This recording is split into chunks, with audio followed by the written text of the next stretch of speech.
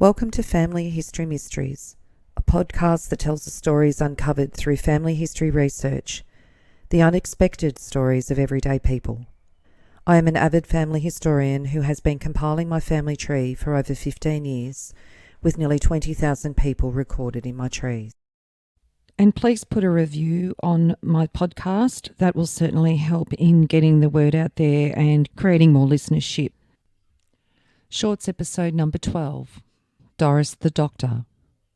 Doris Haggar misrepresented herself in Sydney as an American military doctor more than once. She was born Doris Jean Gibson on the 16th of July 1910 in Petersham, New South Wales, and she was the daughter of Frank Leslie Gibson and Anne Elizabeth Cole. When Doris was born, her father was a letter carrier with the Postal Department. Her mother had married Alec Philip Ray Huxley in 1906. And then, it seems bigamously, married Doris's father, Frank Leslie Gibson, under her maiden name, Annie Elizabeth Cole, in Petersham in September 1907. On the 26th of August 1908 in the New South Wales Police Gazette, a warrant's been issued by the Newtown bench for the arrest of Alec Philip Roy Huxley, charged with wife desertion. He's 23 years of age, 5'9", stout build, dark complexion, dark moustache, dressed in a light tweed suit and a fawn soft felt hat, a labourer, last heard of 2 years ago when he wrote from Auckland, New Zealand. Complainant, Elizabeth Huxley, of 128 George Street, Nerskinville. And Alex certainly did stay in New Zealand. In 1911, he was recorded in the New Zealand census as living at South Wellington. Frank Gibson was 2 years younger than Anne. Frank enlisted in World War I on the 24th of January 1917 as a gunner. He embarked from Sydney in November 1917 and served in France and England, and returned to Australia on the 18th of January 1919. He was discharged in April 1919 due to being medically unfit with muscle pain and rheumatism. He listed his next of kin as his wife. On the 10th of September 1919, in the Sydney Morning Herald, Frank Leslie Gibson was the petitioner in a suit for restitution of conjugal rights, the co-respondent being Annie Eliza Gibson, formerly Cole. The marriage took place on the 18th of September 1907 at the All Saints Church of England in Petersham. An order was made to the respondent to return within 21 days of service. On the 1st of July 1939 in the Molong Express and Western District Advertiser, Mr. Frank Leslie Gibson, a Strathfield postman, has retired after nearly 39 years of service in the Postmaster General's Department. He saw war service with the Field Artillery, and it was that service which caused his retirement through ill health. Annie married Francis James Brennan Sanderson at St Peters in Sydney on the 20th of November 1920. Frank was 6 years younger than Annie. They had a son together, Francis James Brennan Sanderson Jr., in Bankstown on the 25th of April 1922.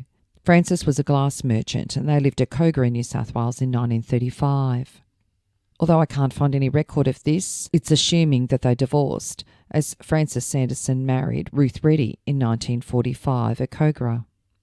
Francis Jr. enlisted in World War II on the 23rd of September 1941 and stated he was a garage assistant and single.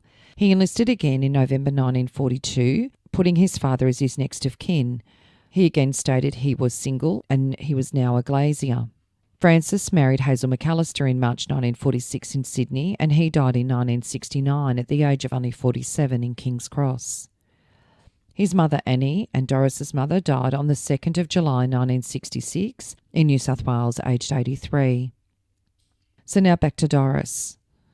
Doris was only 9 when her parents divorced, and from the time she was 11, her stepfather, Francis, she stated, had been making sexual advances to her, and she'd left home many times due to his behaviour. When she was back home again in 1934, she found the situation again intolerable, and she went to live temporarily at the Grand Central Hotel. It was here that she met Russell William Green. She was virtually homeless and emotionally vulnerable, and she married Green only a fortnight after their first meeting. The marriage took place at the Registry Office on the 29th of November 1934. Russell Green returned to his office after the ceremony and then arranged to meet his bride at a friend's home in Manly at 6 p.m. that evening. He arrived at 9 p.m, brushed past Doris as if she was a total stranger and said, There's been a terrible mistake. I have a mother and sister to look after, and I cannot afford a wife." The marriage was not consummated, and Green left the next morning, and Doris never saw him again. She was now stranded and had no option but to return home.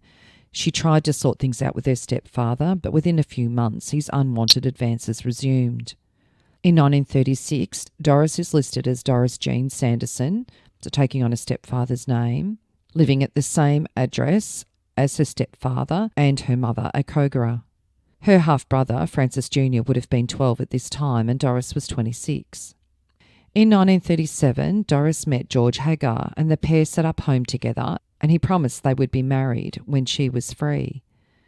On the 6th of March 1939, Doris gave birth to a son they named Richard Austin Haggar. 2 years later, when the subject of marriage came up again, Haggar confessed that he already had a wife and 2 children. A devastated Doris left and went back to live with her mother at Bankstown. Haggar had joined the RAF and was serving overseas. In June 1940, in his military records, George Haggar, trainee technician, said that I and Yvonne Sanderson have lived as man and wife for the past 3 years, and that I wholly support her and 1 child at the following address: care of F. Sanderson & Co., Railway Parade, Kogarah. An unmarried wife's Christian name, Yvonne, child's Christian name and date of birth, Richard Austin, 6th of March 1939. And then on the 5th of April 1940, at the RAAF Recruiting Centre, Mr. G. Haggar, care of Frank Sanderson and Company, Railway Parade, Kogarah. Dear Sir, with reference to your recent application for enlistment in the Royal Australian Air Force, I'm advised that you were successful in passing all tests as a trainee technician, and the questions that he had to answer before enrolment, that his name was George Haggar, he was 34, single, British, he was born in London, and his place of residence was care of Frank Sanderson at Kogarah, but his business address was at C.R. Mackenzie at 3 Jetty in Port Kembla. His next of kin was listed as Hilda Haggar, wife, living at Willoughby, New South Wales. So George had been contributing to support their child. In 1941, Doris was working as a telephonist in Bankstown. She was 32, and this is when she began representing herself as an American military doctor and called herself Captain Doris Bentley. On the 3rd of December 1941, Doris was drinking in the lounge of the Carlton Hotel in Castlereagh Street with an Australian lieutenant. When dental assistant Miss Lola McGawley took out a cigarette, Doris offered an elegant lighter and introduced herself, presumably with an American accent. I'm Major Bentley, a doctor in the American forces. I'm at the Royal Prince Alfred Hospital waiting to be posted to a ship. When Miss McGawley asked why Major Bentley wasn't in uniform, Doris said she spent hours in the operating theatre, knee-deep in blood, and that when she went out she liked to relax. She added that being in uniform was a problem because people kept stopping her in the street to ask for her autograph and inquire which unit she was in. On one occasion, she told her new friend, the attention meant that it took her over 2 hours to walk from the Hotel Australia to the Farmers Department store. Over dinner, Doris explained that before the war, she'd been practicing in Harley Street, London. When her English husband joined up, she returned to the US and enlisted herself. It was all too much for McGawley to swallow, and she reported the matter to the police. The game was up, and Major Bentley was unmasked. In August 1942, it was recorded that in the previous year, Doris Haggar was fined £25 for posing as a captain in the US Army. Doris was now charged a second time for impersonating an American officer. Doris appeared in court wearing a smart grey suit with green accessories and a stylish hat. She pleaded guilty, but her solicitor, Mr. William Lieberman, argued that leniency should be shown. He explained that the young woman had a child to care for. The father was a man she discovered was already married. Mr. Lieberman also had a personal interest in Doris, as she was now working for his law firm. He told the court she attends a large switchboard and is doing a difficult job there in a very satisfactory manner. Since the beginning of February, she's been working for the firm for which I act. She's not actually Mrs. Haggar, but is keeping company with a man of that name. She discovered Haggar was already married and could not marry her, and they have a child. Mr. Haggar is in the forces and has made an allowance to her. When questioned by her parents as to where she got this money, she made up the excuse that she was in the American Army. Her mother went around and told the neighbours, and she was forced to keep up the deception.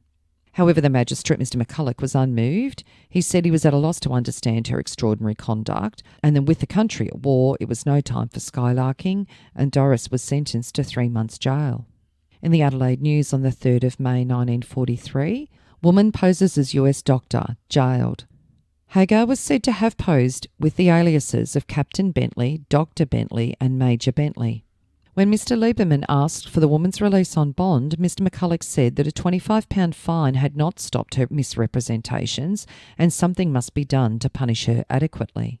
When interviewed by the police, Haggar said her conduct was only a joke as she wanted to appear in court.